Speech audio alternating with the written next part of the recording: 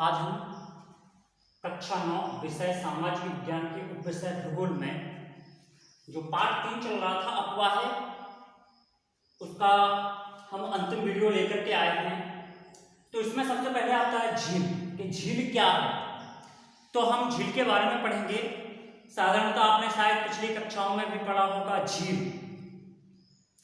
तो हम झील को अपने शब्दों में आपको बताना चाहते हैं कि पृथ्वी या हमारे धरातल का ऐसा गर्त वाला क्षेत्र, गर्त मतलब गहराई, हमारे धरातल का गर्त वाला क्षेत्र जहां पर जल एकत्रित हो जाता है, यहाँ या कह सकते हैं जहां पर जल इकट्ठा हो जाता है वो उसे हम झील कहते हैं। जैसे हम देखिए, आपको बना करके भी आपको दिखाते हैं कि झील किस प्रकार से, जैसे मान लीजिए हमारा है ये धरातल, धरातल में कोई अगर गर्त वाला क्षेत्र है, गर्त का मतलब होता है ऐसे, ठीक, देखिए ये गर्त, गर्त मतलब गहराई, गहराई वाला जो क्षेत्र होगा तो निश्चित है हमारे धरातल से आने वाला जो पानी है, यहाँ से आने वाला जो पानी है इसमें भर जाएगा, ठीक। अर्थात देखिए इसके लेवल करने के लिए यहाँ पर देखिए पानी भर गया, यहाँ पर जो लेवल है यहाँ का आप लेवल देखिए कितना अंतरिक्ष में आता है, अर्थात जो गर्त वाला क्षेत्र है वहां पर पानी भर जाता है। अर्थात हम देखिए आपको इससे भी बताते हैं,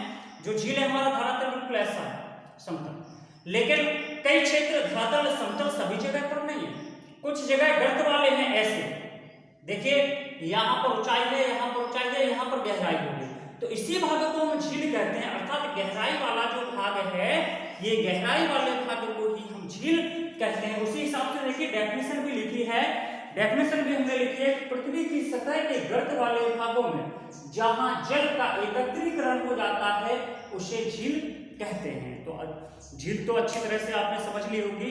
कुछ झीलों के नाम भी आपको बताया, ये क्वेश्चन ज्यादातर मानचित्र संबंधी आता है, तो झीलों के नाम भी आपको हमने दिए हैं, ये भी बताया है, यहाँ पे लिखा है कौन से प्रदेश में है।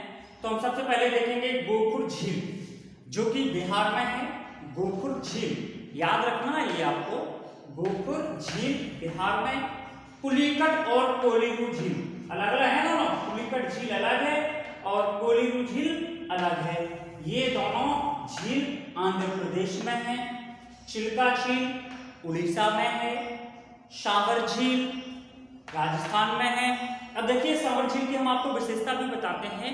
जो सावर झील राजस्थान में है वो खारे पानी की झील है। अगर कभी तो ऐसा क्वेश्चन आ जाता है कि खारे पानी की कोई एक झील बताइए या खारे पानी की झील कहाँ पर है, तो यहाँ पर हम लिखेंगे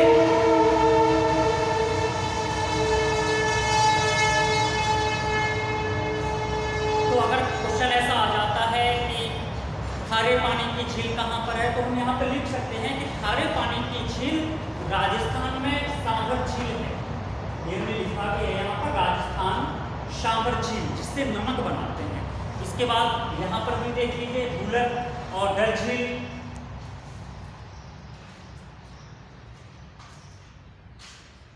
भूलर झील और डल झील दोनों अलग अलग हैं। भूलर झील अलग है, डल झील अलग है, ये दोनों जम्मू कश्मीर में है। अब आता है नदी प्रदूषण क्या है। तो हम देखते हैं कि नदियों में प्रदूषण किस प्रकार से होता है, कैसे होता है, इसके बारे में हम पढ़ेंगे। जब हम देखते हैं कि नदियां जब हिमनद से निकलती हैं, ग्लेशियर से जब निकलती हैं, अर्थात हिमालय पर्वत से जब निकलती हैं, तो उनमें जो प्रदूषण होता है वो बहुत ही कम होता है, अर्थात कहते हैं नाम मात्र का प्रदूषण होता है। जैसे ही ये मैदानी क्षेत्रों में किसी शहर के किनारे से निकलती हैं, तो इनमें विभिन्न प्रकार के नाले, जिनमें गंदा जल प्रवाहित होता है, फैक्ट्रियों से निकलने वाला जल जब नदियों में मिल जाता है तो इनका जो पानी है, नदियों का पानी है, वो दूषित हो जाता है।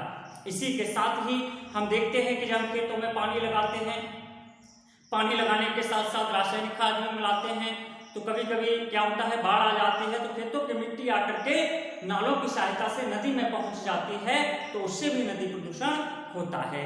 इसके साथ ही अन्य कारण और भी हैं, जिस कह सकते हैं कि जैसे मान लीजिए लोग नदी में जाते हैं, कपड़े धोते हैं, तो जो डिटर्जेंट होता है, निरमा होता है, वो भी नदी के पानी में मिश्रित हो जाता है, तो इस प्रकार से नदी का प्रदूषण होता है।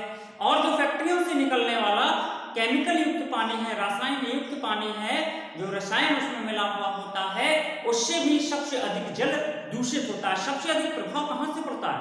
सबसे अधिक प्रभाव पड़ता मतलब प्रदूषण का प्रभाव जो पड़ता है या सबसे अधिक जो नदी का जल दूषित होता है वो मात्र बड़े शहरों से या महानगरों के पास ही दूषित होता है। आप देख लें, जैसे गंगा है कानपुर में, आप देख लें यमुना है, आप आगरा में देख लें, तो इनका जल इतना अत्यधिक दूषित है कि अगर मान लीजिए बरसात का मौसम नहीं है, जैसे मान लीजिए सर्दियों का मौसम है, जब नदियों में पानी की मात्रा कम हो जाती है तो वहां का पानी बिल्कुल गंदा हो जाता है, पीने लायक भी नहीं रहता है। तो यही कारण है पीने लायक क्यों नहीं है, क्योंकि ये तो लगा ये ग्लेशियर से जब पानी आ रहा है तो ये पानी बिल्कुल शुद्ध आ रहा है, अर्थात बर्फ पिघल करके पानी आ रहा है, लेकिन जब उसमें दूषण अर्थात कह सकते हैं जो दूषित पदार्थ हैं वो कहाँ पर मिल रहे हैं? मात्र बड़े शहरों में ही आकर के फैक्ट्रियों के केमिकल युक्त पानी से, और जो घर का पानी होता है गंदा नालों की सहायता से नदियों में पहुंच जाता है, इससे ही नदी सबसे अत्यधिक दूषित होती है। तो यही प्रदूषण के कारण है। इस प्रदूषण को हमें रोकने के लिए कई उपाय भी अपनाते हैं, जैसे नालों के जो पानी है उनको नदी में नहीं छोड़ना चाहिए, या तो उनका फिल्ट्रेशन होना चाहिए।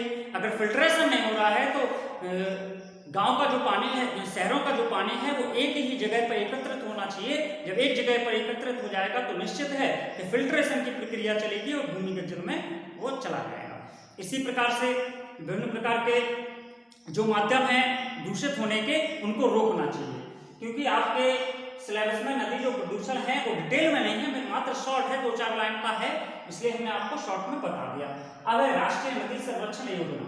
देखिए, नदियों का संरक्षण के लिए भारत सरकार के द्वारा योजना भी चलाई गई। पहला जो प्रथम चरण राष्ट्रीय नदी संरक्षण योजना का पहला चरण 1985 में शुरू किया गया था, जिसका काम था गंगा की सफाई करना, गंगा के जल को दूषित होने से बचाना। ये समाप्त हुआ था 2000 में। 1985 से 2000 तक ये अभियान चलाया गया है, योजना चलाई, राष्ट्रीय नदी संरक्षण योजना जब चलाई गई तो उसका निष्कर्ष भी निकाला गया कि इससे निष्कर्ष क्या निकला, तो उससे निष्कर्ष ये निकला कि वास्तविक में ही अगर बड़े शहर यहाँ महानगरों के पास से जब नदियां निकलती हैं तो वहां पर ही सबसे अत्यधिक जल दूषित होता है। मात्र नगरों से बहने वाला जो पानी है वो पानी नदियों में अगर ना जाए तो नदियों को हम दूषित होने से बचा सकते हैं। इसी प्रकार से विभिन्न प्रकार के अतिक्रमणों की सहायता से भी या अतिक्रमणों के कारण ही, जैसे मान लीजिए मूर्ति विसर्जन होता है, या मान लीजिए लोग उसमें कूड़ा करकट भी फेंक देते हैं, तो ये नहीं करना चाहिए। ठीक, बस यही है आपका लेसन। यहाँ लेसन जो पाठ 3 था आपका है पूरा समाप्त हो गया है। ठीक।